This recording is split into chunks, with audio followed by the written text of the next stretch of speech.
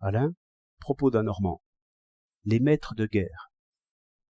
Lorsque le grand homme d'affaires, ancien ministre, eut terminé son discours familier sur la guerre du printemps prochain, je voulus faire le prophète à mon tour, et je lui dis « Assurément, ce sera une grande aurore que celle qui verra tant de milliers d'hommes, de même mœurs, de même civilisation, de même justice, de même culture, marcher les uns contre les autres, comme pour glorifier la discipline, la volonté, le mépris de la mort.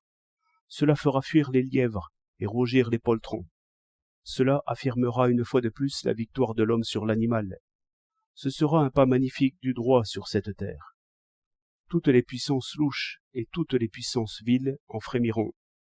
Car, je le dis comme vous, le jour où les armes sortent du fourreau, c'est le règne des héros ingénus et francs.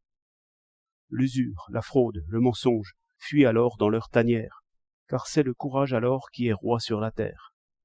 Et le puissant Hercule nettoie alors les écuries d'Augias dans des flots de sang. Voilà, dit-il, qui est parlé. Voilà des discours toniques.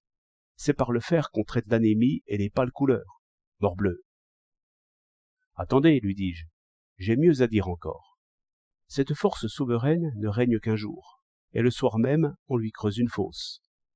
Car il est trop certain que tout ce qu'il y a de plus généreux, de plus propre, de plus droit, de plus intrépide dans le monde sera froid et mort ce soir-là.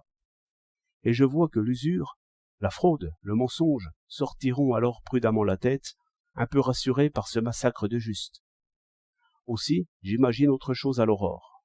Quelque hymne prodigieux, descendant des collines, quelque enthousiasme contagieux des justes qui étaient venus là pour s'entr'égorger et qui soudainement se reconnaîtraient. Soudainement, oui, on verrait les képis et les casques sur la pointe des baïonnettes, et les drapeaux s'uniraient.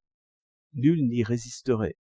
Car pourquoi se battre lorsqu'on ne doute pas de son propre courage, ni du courage de l'autre, ni de l'amour commun pour la liberté et pour la justice? Et ce serait le plus beau jour de l'histoire, et la plus belle aurore de ce vieux ciel des hommes. Il ricanait. Ces rêves, dit-il, ne tiennent pas. Vous ne vous faites pas l'idée des guerres modernes, et de ces duels au canon où l'on s'attaque avant même de se voir.